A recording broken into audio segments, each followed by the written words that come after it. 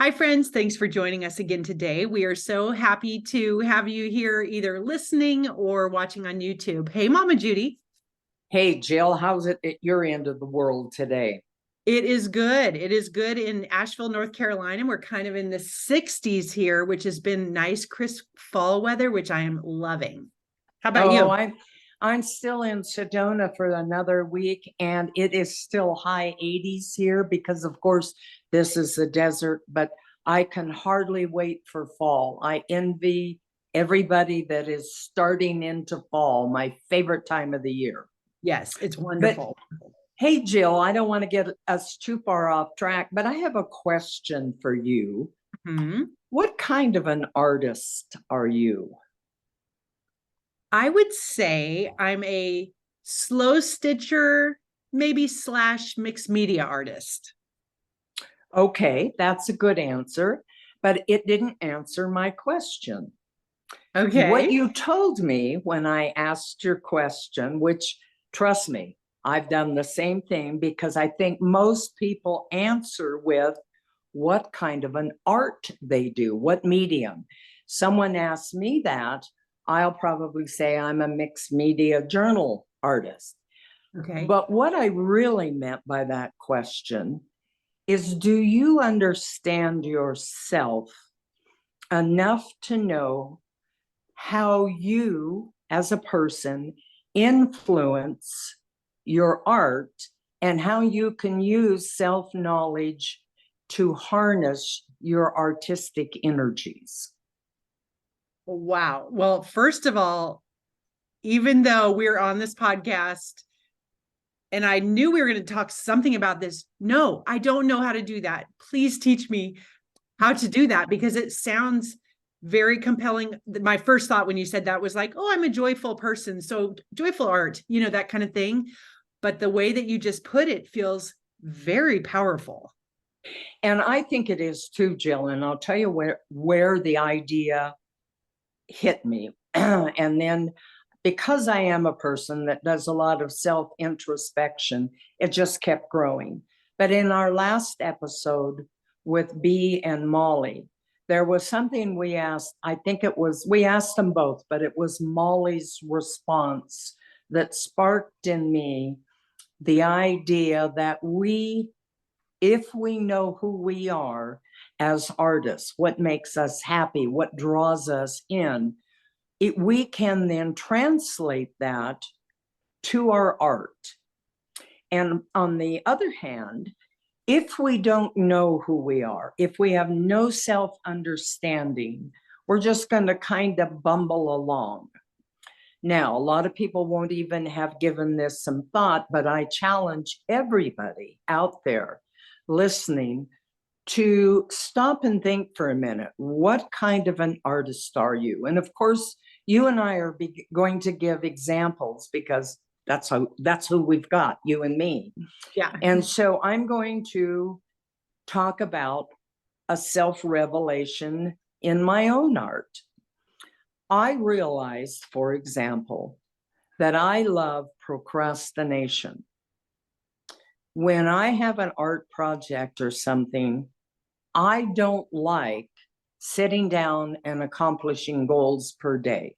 Now, I might do art every day, but I don't like having to meet a benchmark, whether I've set it or somebody else. And I've known this about myself for a long time. Even when I was doing papers in school, I'd be that person staying up till the last minute to get it done. But I would get it done, and I would get it done very well. Procrastination for me is not something I feel guilty about, but I need to understand that it is part of who I am. And yes, it does influence some of my artistic energies. And what I'm Okay, let me just ask a quick question on that. sure. Okay. So when you're saying you like to procrastinate, let's just say, because you do sell some of your journals and you sold on Etsy over the years. So of course, if you know someone is waiting on a journal, they've said, oh, I want to buy one, that is like you have a commission. And so you have a date or a deadline, right? So you could still Correct. procrastinate as long as it gets done. But how does this work when it's just your own journals? Or are you ultimately creating most of your stuff to eventually put on Etsy? You know, as it turns out, up to this point, most of the things have gone on Etsy because part of my process is sharing them.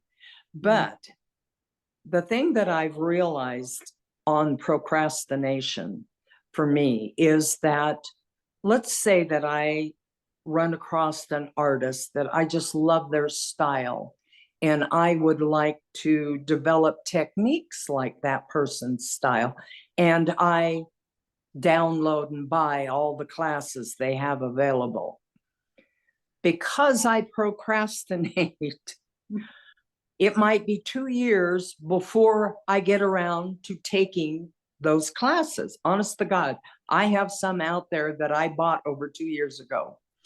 And as I was sitting there looking at them and thinking about procrastination, I realized allowing myself to procrastinate sometimes holds me back. I have Oh, not learned those new techniques.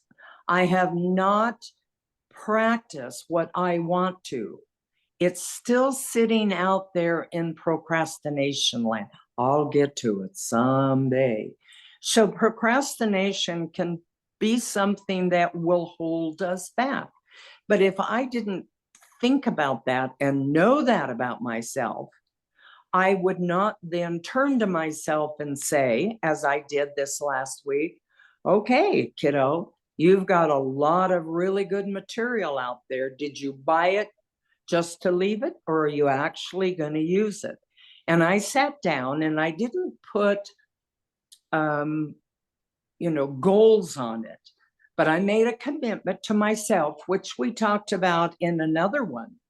So this is a commitment to me. I have these classes and I'm going to spend X number of time every week on these classes. But if I hadn't thought about it, they'd probably still be sitting out there, and I would think about them and I'd just go, oh, well, one of these days I'll get around to them. That's just one tiny example of how self-understanding can either hinder or support our artistic energies. I was okay. not supporting my artistic energies. Okay, well, let me ask you another question. And I think anyone listening could plug in whatever they need to for this example, if they're not a Yes. procrastinator. But my question for you on that follow-up is, you said then you decided to make a commitment to yourself. Mm-hmm. Do you know yourself as an artist that once you make a commitment to yourself that you will hold yourself to it? Yes, Okay. because I've thought about this enough, and I understand that for me as an artist, there are times when my procrastination is no big deal. There's nothing that is keeping me from. Um, but what I realized with this was I really am keeping myself from growing. If I don't get those classes out and if I don't use them, I'm not going to grow through the techniques that I will learn in those classes. And I think enough of myself that I want to now invest time in doing that.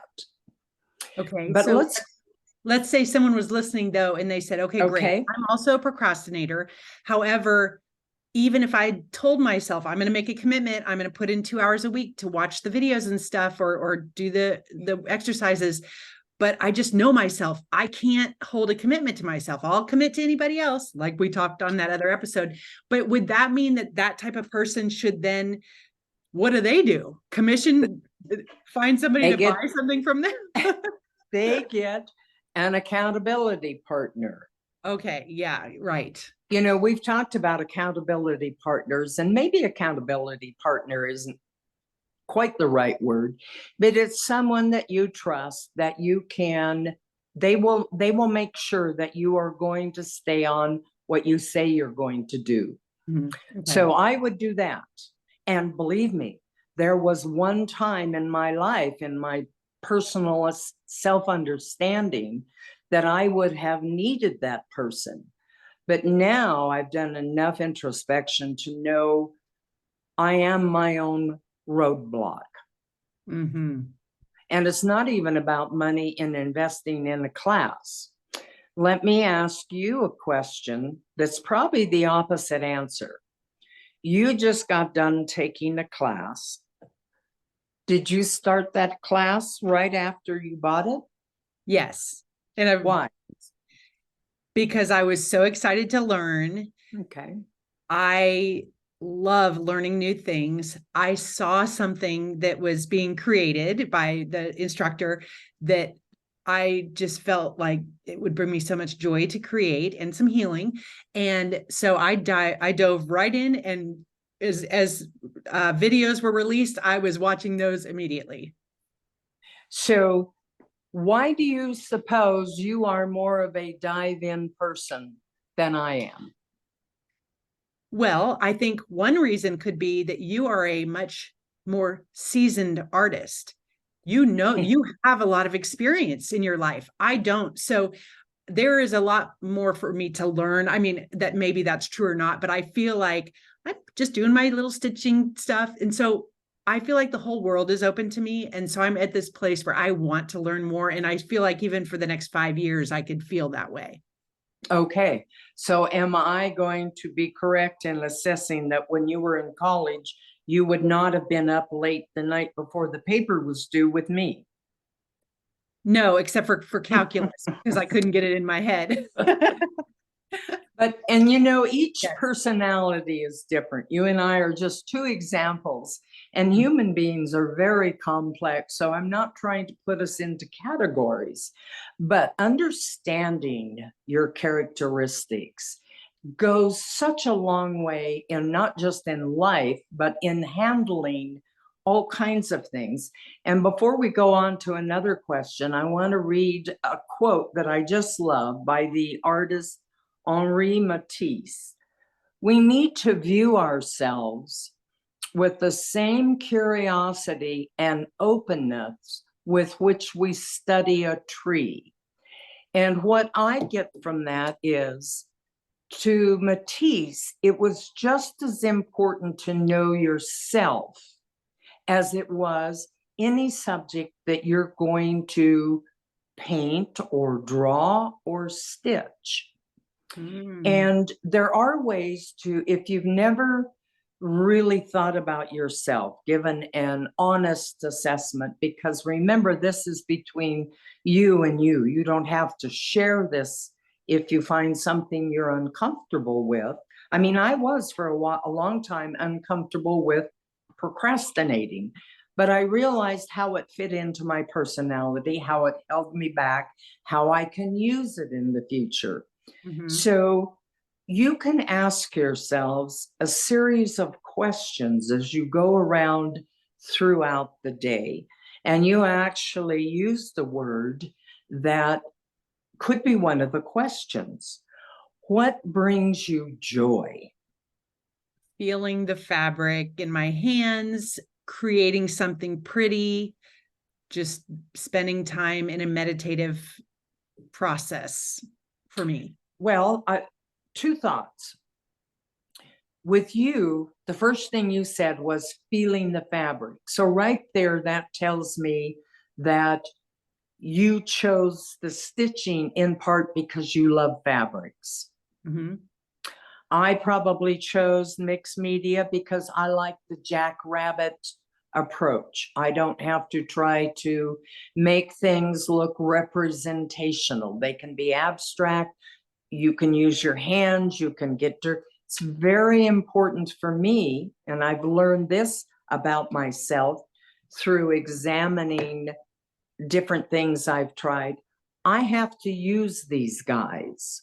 For Mhm. example, I've learned Meaning, that well, for the listener, podcast oh, I'm listeners, sorry. rubbing her fingers in case you're not I am. on YouTube. Use My your hands, your fingers. fingers. I Mhm. have to use my fingers and my hands. If I have learned over time by just observing how I feel when I pick up a particular medium, what resonates with me, not just the visual, but if I hold a paintbrush, for example, you would think that that is using your hands, but holding a paintbrush to me is very foreign. I've had to learn to be comfortable with holding, and I'm putting out my fingers about 8, 9 inches long, a long paintbrush that is between me and the canvas or the paper. So it's very important, my understanding of myself, knowing that I need to be able to get right to my materials with my fingers has helped me. Well, I don't know if it's helped me. It's guided me to the mediums that I like to use the best. When I'm sitting at a table with spray bottles or paints and glues, my hands are in the middle of them. When Mhm. I am practicing new painting techniques, I'm a foot and a half, 2 feet away from them. That's not the same feel to me. So just understanding that type of thing has helped delineate down where I will place my artistic energies. Wow. And that made me think of one of the things I think I like about the stitching is that I can sit in a cozy chair and stitch. I really like to feel comfortable and cozy and be able to do it in multiple places, you know. So meaning you could be upstairs or in your living room or sitting in another chair, but that's important to me. I realize like just feeling cozy while I'm doing it. That then will draw you to an artistic medium that allows you to do that. I'm guessing, just like me holding the paintbrush, if you were standing in front of an easel with a paintbrush, even if you thought you wanted to paint, it would not feel the way you want it to feel. Right. So in our two examples, what people can take away from is that the artistic medium that we choose to focus our energies on is far more than just the materials themselves. It's Mhm. part of who we are, what we want out of the experience. Mhm. And any question that you can ask yourself as you go through the day will help you with that understanding. And if you come across something that's like an epiphany and you can go, oh, God, that's right. You know, I hadn't thought about that. Then you can see how maybe that particular thing relates to your art practice. And I'll ask another pretty glaring question on it. When you come up against something else, and these questions I send out to the entire audience also, but when you come up against something new or something you don't know how to do the way you want to, I almost used the bad word correctly, strike that, the way you want to, what do you do at that point? I usually go to YouTube or look in a book. Okay, so you go find the answer. Yes. Okay, another self-revelation that I've realized over time, I quit. Oh, are you And sure? Mama Judy, I would think that you would first try different things and just be creative. Like, I don't see you going to YouTube necessarily, but it seems like you would try things first. Is that not true? not necessarily. Okay. Remember when I said you learn these things about yourself you don't think about, you go, oh my, well, that's interesting. I am probably, and these again, these are my labels. These are not anything you go to a book and find. but I would call myself a lazy artist up to this point.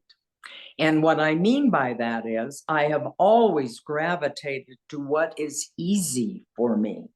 And I've been successful enough in those that I have never really put out the effort to get beyond the uncomfortable feeling, the roadblock, whatever you want to call it. But yet I never thought about that. I just did what I thought I liked to do, which obviously is part of it. But trust me when I say a big part of it is I don't want to put in the hard work. Now, if you just found that out about yourself, let's say that that was your self-revelation, what would you do with that in relationship to your art? Well, when you said that, while I'll go out and look, if it's a stitch that I go look and there are too many pieces, I'm getting confused. I'm like, forget it. I don't care. I don't really care to do that one anymore. And I'll move on to an easier one. So I think I am lazy in some ways as well, but I'm okay with that. Like I'll go because I want this to be easy for me. I want to grow, but I want this to be easy for me. I don't want to be stressed out, gritting my teeth as I'm doing my art. Stabbing people as they walk by. That's a very good point. And any of this that we learn about ourselves, you then are the master of your life in that you then can choose how to use it. What I have chosen, realizing over time all of these things about myself, I sat down, had this, me, myself, and I talk where I looked at it seriously and said, what is it you really want to do with your art? And do you really truly want to grow in this direction? And so what I've done, just like with the procrastination and getting out the classes, is I have made a commitment to myself. I won't turn and run at the first hint of difficulty. And I'm going to give myself a gold star, like you got in the first grade when you did something good. Yeah. Because all this week, I have been following a person that does little short videos on their technique. And boy, I have kept after it, even when I just really didn't want to be there. Because let me go to a human aspect. There's only two reasons that human beings make any decision. We either move towards pleasure or we move away from pain. Now, in my art practice, that pain is the uncomfortable feeling that I feel when I can't achieve what that person that's been doing it 40 years achieves. So I want to move away from that pain. It's a psychological, emotional turmoil within when you get to that situation. And I want to move beyond it. Two choices, fork in the road, quit or continue on. Normally I would quit. Now I am continuing on. And this does not mean that a year from now, anybody will look at my work and my journals, if I'm still doing them, and say, oh, look, I see where she picked up some new techniques. It is more about me and the development of my entire creative energies or entire creative artistic energies. I think I got that out right. Yes. Right now, I'm kind of put myself in a box and I'm very happy and very comfortable. But if we look at something, if we look at a person and say, man, and I'm going to again reference B and Molly. In the background of our last YouTube session, you could see their beautiful different painting styles. And I know you were going to attach their information so people can see their work. And I looked at that and thought, I would like to be able to do something more in line with that. The Molly one, abstract? Yes, because I love abstract. Right. And by the And way, listeners, that is episode 17 that you can check out. So we interviewed two artists named B and Molly, mother and daughter duo. So check that out if you haven't heard it yet. yes, and check out their work too.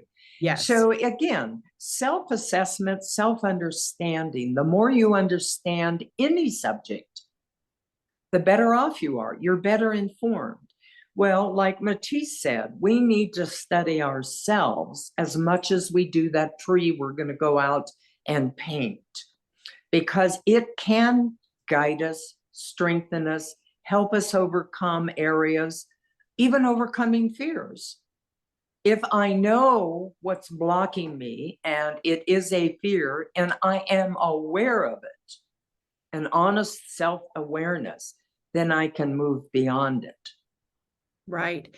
Okay. So is there another question or two that might be helpful for other people, including us, to think about as they're having these self-reflective times to understand this more? Can you think of another good question that might pull something out from us? If people don't mind that I'm going to look down because I'm reading off my iPhone, here are some that I came across, and as I've been thinking about myself, I've written down. What do I like about creating? What stresses me about my creative practice? Why do I really want to create? That's a question that came from Molly when we asked them why they created. Molly gave just a phenomenal reason on why she is compelled to create. I think we all will use the phrase, similar phrase like, oh, I just have a need to. I hear that quite often, and I understand that. But beyond that, what is it you really like about creating? Why do you do it? What did I love about the creating process as a child? Yeah. Do I still have that in my practice? Ooh, that's a good one too, because just on our last podcast with B and Molly, another one, B, who's the mother of the mother-daughter duo artists, B said that she remembers she has a painting in her studio and she remembers painting that at age 10. And she said, I remember what, I think she said something like, I remember what it felt like and how happy I felt creating that. She said, I feel the exact same thing today. And she is in her late 70s. Yes, B still has the childlike enthusiasm for her painting that she did when she was 10 years old. Yes. And if you ask yourself that, and the answer is no, I don't, then if you really want to, you can bring that element that you remember back deliberately back into your practice. So, what brings me deep joy? Do I like structure, or am I more unstructured? And structure can be anything between how we approach our workspace, what kinds of art do we do? Is it more structured? Is it abstract, which is a little more unstructured? And here's mine that we talked about already. Do I procrastinate, or do I need to reach a daily goal? Do I give up easily, or do I stick with something that is uncomfortable? Are there any fears that keep me from creating something I want? And my last one that I really like, that I'd like to, tell you that I'm perfect and I do this all the time, but I have to keep going back to it. Do I have a mindful practice? Do I sit down and am I present at that time in the moment with a mindful approach to what I'm doing? Do I truly feel the emotions of what I'm going through when I create? Do I bring in extra sensory things to the experience? I think a mindful practice is a beautiful practice. Now, I don't want to confuse people. when someone says, I just kind of sit down, like you use the word meditate, that's also mindful because you're focusing on what's in front of you. So all of that list of questions, and if our listeners want more, there are more that I can provide. But I think you can come up with your own. And the most important thing is to just take the time to figure out who you are as an artist, as a human being. I should say who you are as a human being and how then that knowledge relates to your art practice. And work with both your strengths. What are your creative strengths? What are your creative weaknesses? Well, I think this exercise is going to be very important to a lot of people. I am actually going to go back and re-listen to this so that I can think about this, because I have not been very introspective about this. So I'm really interested in doing that as well. And to our listeners, I will also, some of the things that Mama Judy read out and listed out, I'm going to go ahead and just put those in the show notes and all the different places where you'll see this on YouTube and stuff, so that you can obviously listen. But if you want to just sit down and really think about those for yourselves, you can have that, and I'll just have them written out there like that. Perfect. And just one last thing, just kind of summarizing for everybody out there. Some, like you said, it's the full spectrum. Some people have done a lot of introspection, some not. It's important to understand your art, and you are your art. That's where it comes from. It comes from within you. And the more you understand about both, the better, whatever that word means, better. Better can be, maybe that stitch that you said you didn't want to do because it was too complicated. Maybe you go back at some point and try it out and master it. That's a step in the improvement. So it all leads into helping us have a better artistic practice. Well, this has just been, I feel like, a masterclass today, Mama Judy. Sometimes I can't shut my brain off. Thank you. This really has been helpful. So we hope obviously that this will be helpful to you as the listeners, and we'd love to hear from you, as we always say. I would also ask that if you like this podcast or the YouTube page, if you would share it with a friend or two to help us to continue to spread the awareness of our podcast. And we love having new listeners. And so we would really appreciate that. And yeah. Yes, we would. And Jill, I just want to reaffirm what you said. I go out to YouTube and some of the comments I've received on Instagram, and every one of them is just so important to us. We're kind of like we have mentioned before, we're in this little vacuum of you and I out there just having a conversation on things that are important to us. And we hope they're important to others as well. So when we get that feedback, I'll be honest, it's kind of like, oh, good. It's a validation, friends, and we all need that occasionally. Yes. And Mama Judy, by the way, being caught in a vacuum with anyone, I would have no one else but you to be stuck in a vacuum with. We can be stuck on that desert island together. Just bring your art supplies. Yes, absolutely. We could use coconuts and like dying. That's things. right. Tom Hanks and his ball that he made would have nothing on us. Yes. All right, everyone. Well, until next week, we look forward to being with you again next week. And thanks again for tuning in. Yes. All right, Mama Judy, I'll see you soon. Love you. Love you too. Bye.